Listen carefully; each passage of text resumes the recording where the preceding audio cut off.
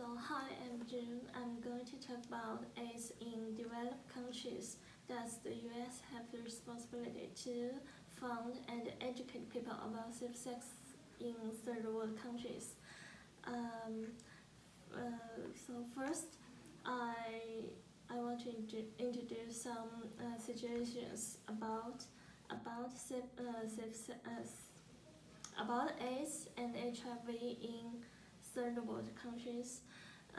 More than 95% of HIV infections are in developed countries, two-thirds of them in sub-Saharan Africa, where over 28 million people are living with HIV. In June 2001, the United Nations General Assembly declared HIV and AIDS to be a global emergency. Member states agreed to meet new targets for HIV prevention and care. So first, what's the sexual education? Sex education is the provision of information about bodily development, sex, sexuality, and relationships, along with skills building to help young people communicate about and make informed decisions regarding sex and their sexual health. Moving forward, I would like to argue that it is ethical and just to fund and educate people in third world countries. First, the US has the responsibility to fund sex education in third world countries.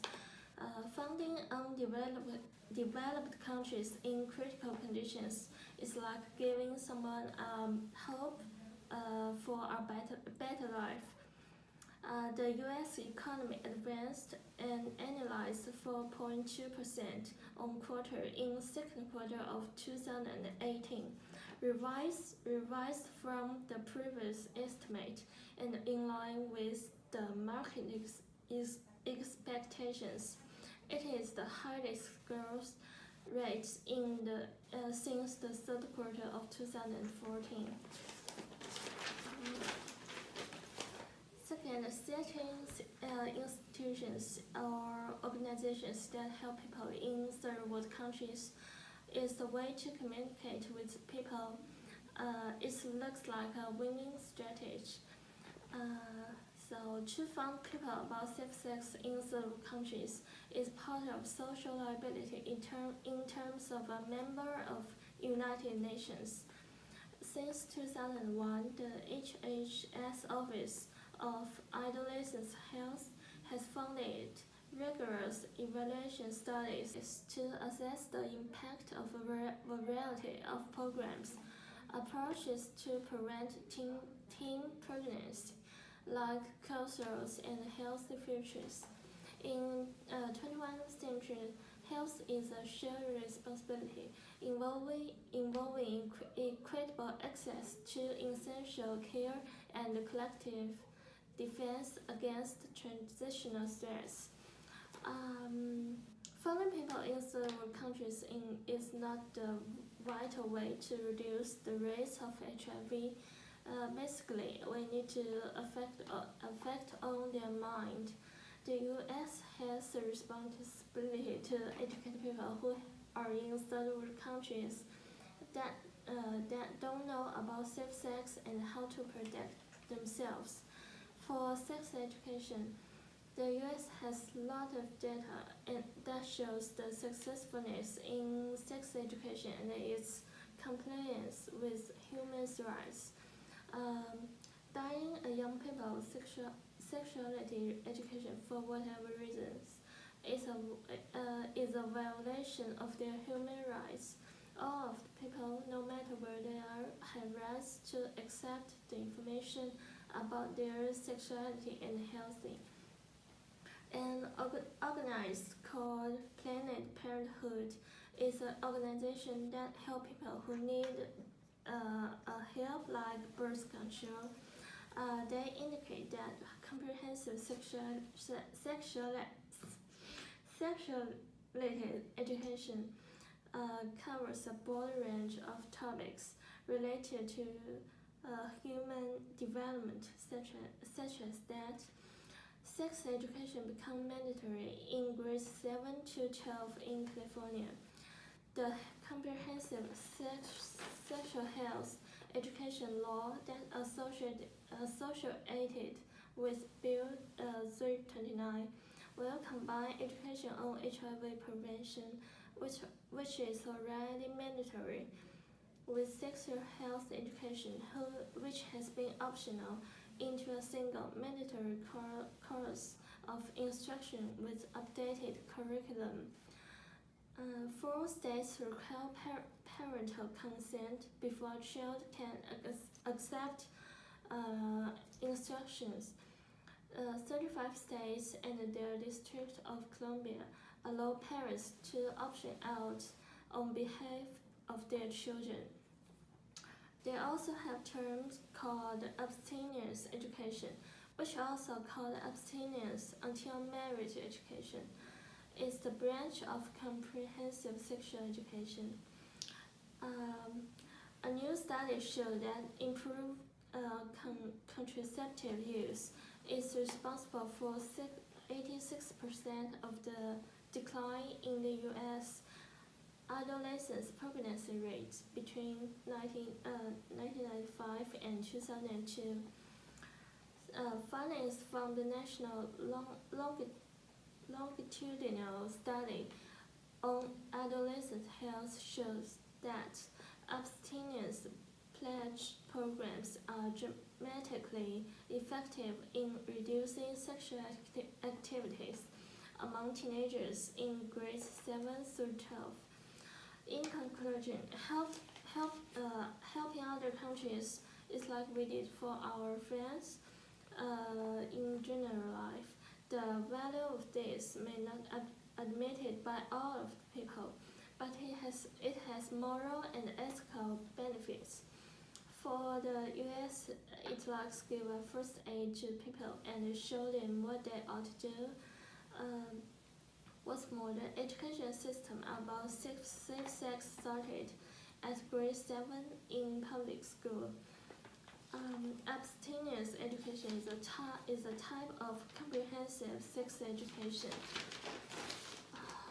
So, for our teens will have a pleasant environment if they accept the education from safe sex. Safe sex can help lower the chance for being prone to STDs. Why not put those policies and programs to underdeveloped countries? Okay, so what's the biggest benefit of us going into third world countries and funding safe sex education? So the first one things to fund them is will let them support the U.S. So like we give some help for you, and so if they believe we are correct, so they will believe in other things we do or we need to do. Okay. Where would the funding come from? It's come from the organization like health organization of adolescents. So it's so I found it is on the website, and the money comes from the tax, I think. Okay. How do you think people would react, or how would you get more people interested in third world countries about having to learn about safe sex if they haven't had it for so long, they feel like they wouldn't even need it anymore? I think the part of people will need to fix their health, and some of other people they don't mind it. So we can focus on the people who need it, and so we can introduce how worse it will be like if they don't mind the safe sex, and we can list the examples and the consequence of the situations, and then we can tell them what would be like if they accepted the safe-sex educations, and after that we can say something about what countries would be like, or what their life would be like this. Okay, hello, my name is Matthew, and I'm going to be arguing against actually helping fund for, or the United States responsibility for funding AIDS education in third world countries.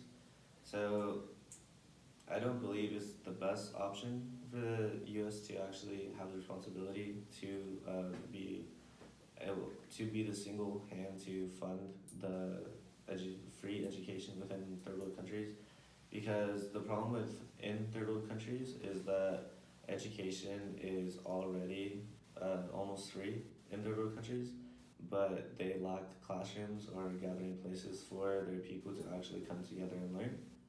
And with that, the lack of resources for children or anybody to come and learn kind of makes people shy away from coming to get an education.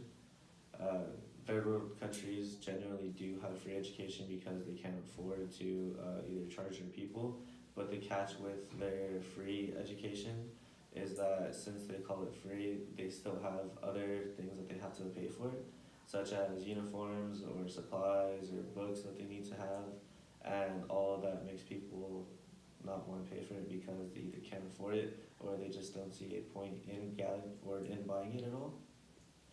And with the U.S. coming into play, the U.S. is already in debt. In a study published in July of 2018, the U.S. is currently $21.8 trillion in debt. That is not just with third world countries, it's with the entire world and our country as a whole. We are in debt and we can't really afford to go into other countries either just to intervene for education or for other purposes, just because we simply just can't afford that hit. And like, if we are to take that hit, then who says our debt will increase or decrease? But if we were to go into third world countries and try to give them education, we would be responsible for building places for them to gather, like I said earlier. We'd be responsible for training people in third world countries that would be able to actually teach these courses, and we would be responsible for having to try to gather attention, and all of this would cost a lot more money than we would be able to provide, and the U.S. would essentially just gain more debt as the time goes on, and there is no actual promise that people would be interested or even participate in these courses or trying to learn or anything. A huge point that I actually see in third world countries is that people in third world countries don't necessarily have a lot of money, which is why they shy away from education, because they would rather use the money to either buy food for their families or buy other resources that will benefit their families. So like, they wouldn't buy uniforms or pencils or other resources like that. They would rather keep their children at home, helping them try to gather more resources, more food, or anything they need, rather than to have them have an education. So if we were to go into third world countries and actually give them free education, they have already been told throughout their entire time that all the education within their countries is free, but they'll still have the same mentality saying our child or my mom, my dad doesn't need to go to get an education, because in the end they're just going to want you to buy more stuff that we can't afford. And if we can rather have our family helping us to try to gather more stuff that we need, they'll be happier with their family being with them rather than them having to go get an education, despite if it would be free or not.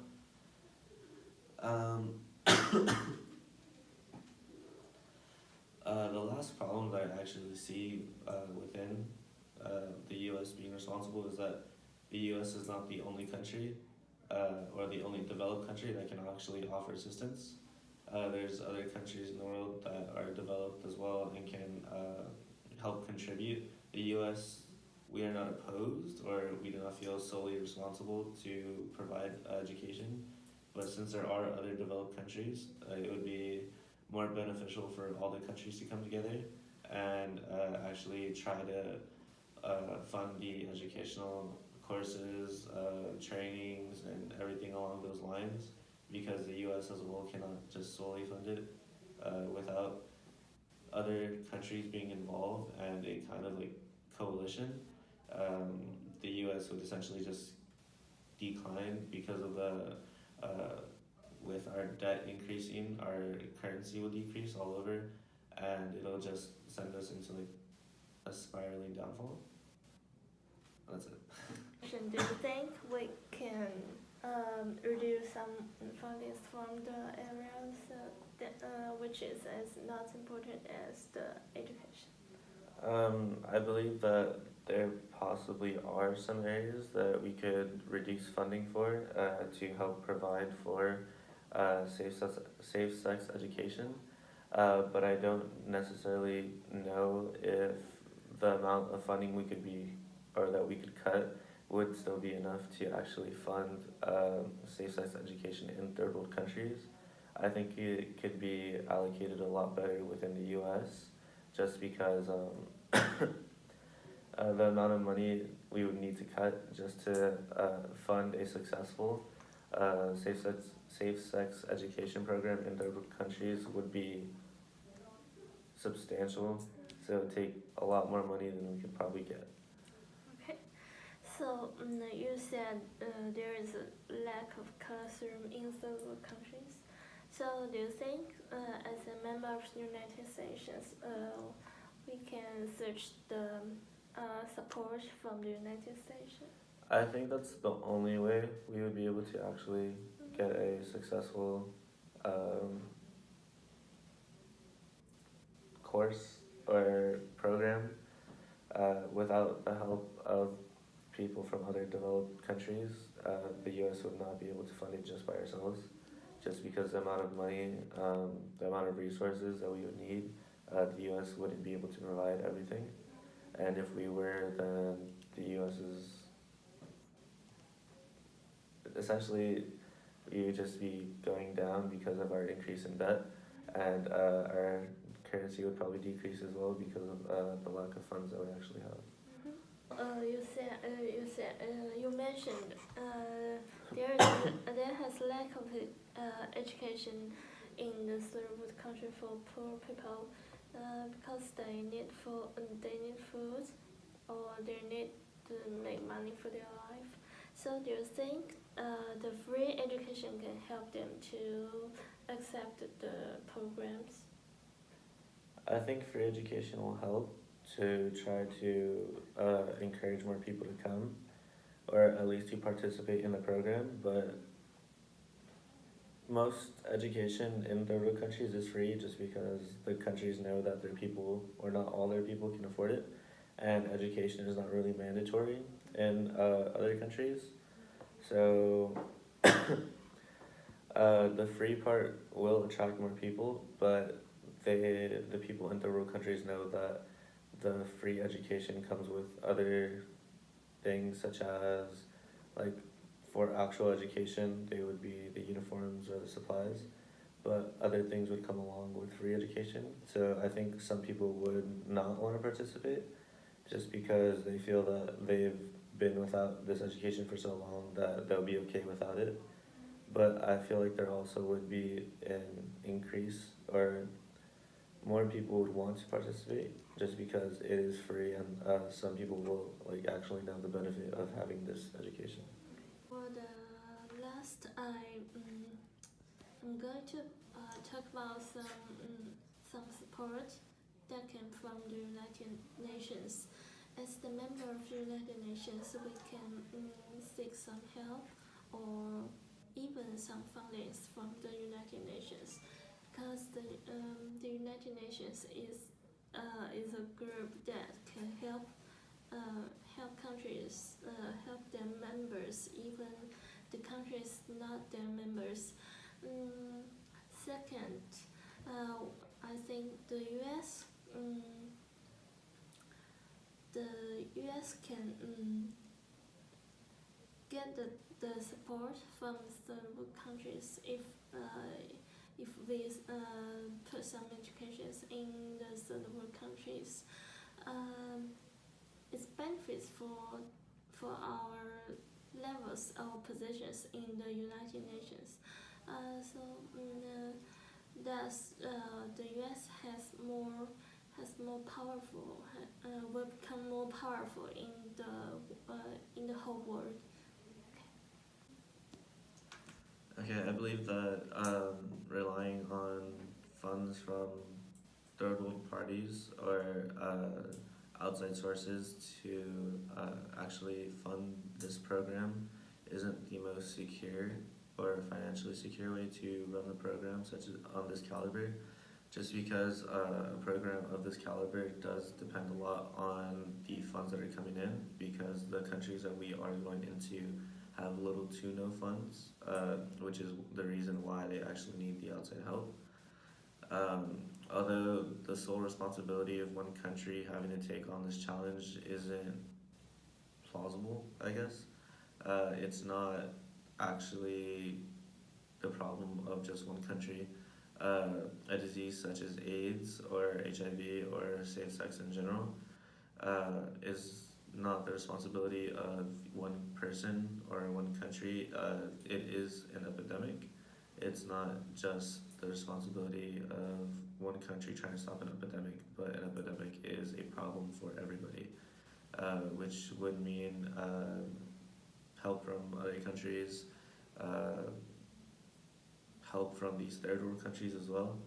The problem I see with this is not trying to split funds within our own country, but it's more of a global problem, which is why I believe it's not our actual sole responsibility to have to fund a program such as this.